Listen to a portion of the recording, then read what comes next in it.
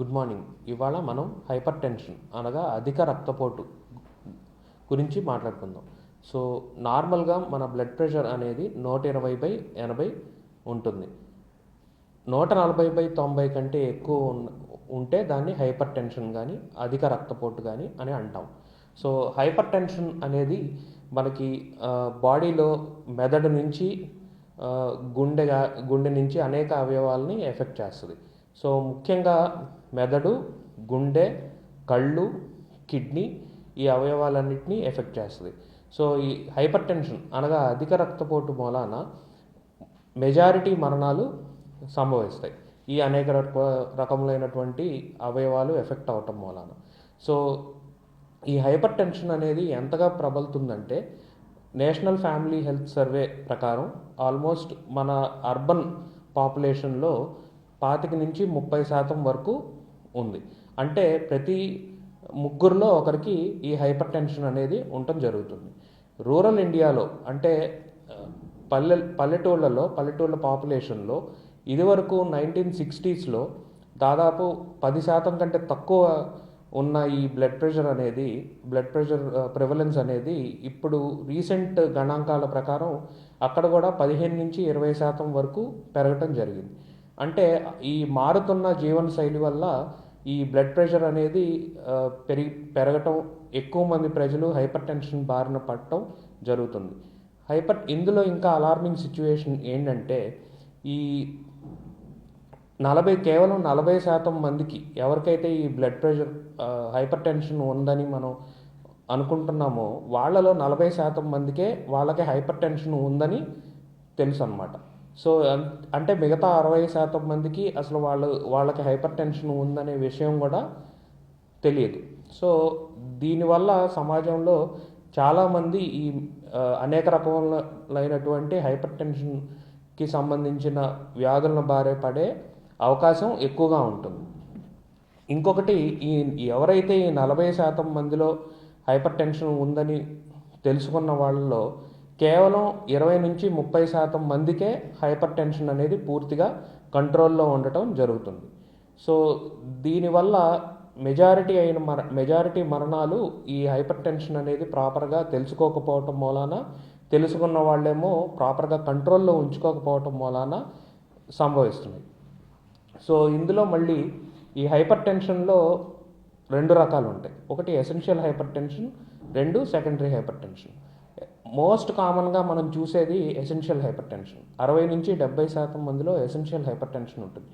అంటే దానికి ఎటువంటి కారణాలు ఉండవు, మామూలుగా వయసు బట్టి ఈ ఎసెన్షియల్ హైపర్ టెన్షన్ అనేది వస్తుంది. నెక్స్ట్ సెకండరీ హైపర్ టెన్షన్ అనేది మీ ఎండోక్రైనల్ ప్రాబ్లమ్స్ మూలాన, లేకపోతే కిడ్నీ ప్రాబ్లం మూలాన, లేకపోతే వేరియస్ పుట్టుకతో వచ్చే జన్యుపరమైన కారణాల వల్ల ఈ సెకండరీ హైపర్ టెన్షన్ అనేది ఉంటుంది. సో ఈ మనం కామన్గా చూసేది సొసైటీలో ఎసెన్షియల్ హైపర్ టెన్షన్. ఈ ఎసెన్షియల్ హైపర్ టెన్షన్ మూలాన మీకు మెదడుకి స్ట్రోక్ రావచ్చు, కళ్ళకి హైపర్ టెన్సివ్ రెటినోపతి అంటాం. సో హైపర్ టెన్సివ్ రెటినోపతి మూలాన చూపు మందగించడం, ఇటువంటి సమస్యలు రావచ్చు. Next hyper tensive heart disease, గుండె అధిక ప్రెషర్కి అగెన్స్ట్గా గుండె కొట్టుకోవటం మూలాన గుండె అనేది పెరగటము, గుండెకి సంబంధించిన రక్తనాళాల్లో బ్లాక్లు ఏర్పడటం, ఇవన్నీ జరగచ్చు. నెక్స్ట్ కిడ్నీలు ఎఫెక్ట్ అవ్వచ్చు. కిడ్నీలు అధిక కాలం ఈ బీపీ ఎక్కువగా ఉండటం మూలాన నెఫ్రోపతి కిడ్నీ ఎఫెక్ట్ కూడా జరగచ్చు. సో ఈ బీపీ అనేది కంట్రోల్లో ఉంచుకోవటం చాలా ఇంపార్టెంట్. పైగా ఇందాక మనం గణాంకాల గురించి మాట్లాడుకున్నప్పుడు కేవలం హైపర్ టెన్షన్ ఉందని తెలిసిన వాళ్ళల్లో కేవలం 25% మాత్రమే హైపర్ టెన్షన్ని ప్రాపర్ కంట్రోల్లో ఉంచుకోవటం జరుగుతుంది. సో మనం ఈ పర్సంటేజ్ కనుక పెంచుకోగలిగితే చాలా వరకు ఈ హైపర్ టెన్షన్ వల్ల వచ్చే ప్రమాదాలని మనం అరికట్టుకోవచ్చు. సో ఈ హైపర్ టెన్షన్ అనేది నార్మల్గా మీ 140/90 కంటే ఎక్కువ ఉంటే మనం హైపర్ టెన్షన్ అని లేబుల్ చేస్తాం. సో మనం కంట్రోల్ అనేది ఎప్పుడు అంటామంటే 130/80 కంటే తక్కువ ఉంటే బీపీ కంట్రోల్లో ఉన్నట్టు అంటాం. సో ఎలా కంట్రోల్ చేసుకోవచ్చు, ఈ హైపర్ టెన్షన్ అనేది మనం ఎలా కంట్రోల్ చేసుకోవచ్చు? దీనికి రకరకాలైన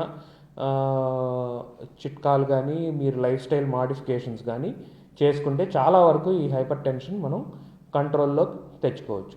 ముఖ్యంగా మొదటిది ఉప్పు. సాల్ట్ అనేది మీరు రోజు మొత్తం మీద 5 గ్రాముల కంటే తక్కువ తీసుకోగలిగితే చాలా వరకు ఈ హైపర్ టెన్షన్ దాదాపు 8 నుంచి 10 mmHg వరకు కంట్రోల్ చేసుకునే అవకాశం ఉంటుంది. Second, physical activity. మీరు రోజు మొత్తం మీద వారంలో అట్లీస్ట్ 5 రోజులు రోజుకి అరగంట నుంచి 45 నిమిషాలు మోడరేట్ ఫిజికల్ యాక్టివిటీ అంటే వాకింగ్, బ్రిస్క్ వాక్ కానీ జాగింగ్ కానీ ఇతరత్ర ఎక్సర్సైజులు చేయటం వలన మీరు ఈ హైపర్ టెన్షన్ అనేది తగ్గించుకోవచ్చు. Next, weight loss. బాగా ఒబేసిటీ ఉన్నవాళ్ళు దాదాపు ఒక 10% ఆఫ్ దేర్ బాడీ వెయిట్ తగ్గించడం వలన దాదాపు 8 to 10 mmHg బ్లడ్ ప్రెషర్ని కంట్రోల్లోకి తెచ్చుకోవచ్చు. Next, stress. మెంటల్ స్ట్రెస్ అనేది ఈ మధ్య అధికంగా ఉంటుంది. ఈ మెంటల్ స్ట్రెస్ అనేది తగ్గించుకోవటం వలన మీరు చాలా వరకు ఈ హైపర్ టెన్షన్ అనేది కంట్రోల్లోకి తెచ్చుకోవచ్చు. నెక్స్ట్, డయట్లో మీరు చాలా వరకు ఫ్రెష్ ఫ్రూట్స్ అండ్ వెజిటబుల్స్, మీరు నాన్ వెజిటేరియన్ కంటే ఈ ఫ్రెష్ ఫ్రూట్స్ అండ్ వెజిటబుల్స్ కనుక మీరు ఎక్కువ ఇంక్లూడ్ చేసుకున్నట్లయితే మీ డైట్లో చాలా వరకు ఈ బ్లడ్ ప్రెషర్ అనేది మీరు కంట్రోల్లో తెచ్చుకోవచ్చు. నెక్స్ట్, ఇవన్నీ పాటించాక నెక్స్ట్ లాస్ట్లో మెడికేషన్ మనకు బీపీకి సంబంధించి రకరకాలైన మెడిసిన్స్ మనకు అవైలబుల్గా ఉన్నాయి. సో ఈ మెడిసిన్స్ అనేవి ప్రాపర్గా మీరు జనరల్ ఫిజిషియన్ కానీ కార్డియాలజిస్ట్ కానీ కన్సల్ట్ చేసి మీరు ప్రాపర్గా ఈ మెడిసిన్స్ కనుక ఎప్పటికప్పుడు మీకున్న బీపీ చెక్ చేయించుకుని అది మీరు దాన్ని బట్టి ఈ మెడిసిన్స్ అనేది అడ్జస్ట్ చేయించుకుంటూ ఉంటే మీ బ్లడ్ ప్రెషర్ అనేది కంట్రోల్లోకి వస్తుంది. సో ఎప్పుడైతే మీరు ఈ బ్లడ్ ప్రెషర్ 130 నుంచి 80 కంటే తక్కువ మీరు మెయింటైన్ చేసుకోగలిగితే దానివల్ల వచ్చే బ్రెయిన్ స్ట్రోక్ కానీ, దానివల్ల వచ్చే గుండె జబ్బును కానీ, దానివల్ల వచ్చే కంటి జబ్బును కానీ, కిడ్నీ వ్యాధులు కానీ ఇవన్నీ చాలా వరకు అరికట్టుకోవచ్చు. ఇంకొకటి, ప్రజలందరూ ఈ బీపీ గురించి దీని గురించి అవగాహన పెంచుకొని దానికి తగ్గ లైఫ్ స్టైల్ మాడిఫికేషన్ చేసుకోగలిగితే చాలా వరకు ఈ బీపీ లేని సమాజాన్ని మనం నిర్మించుకోవచ్చు.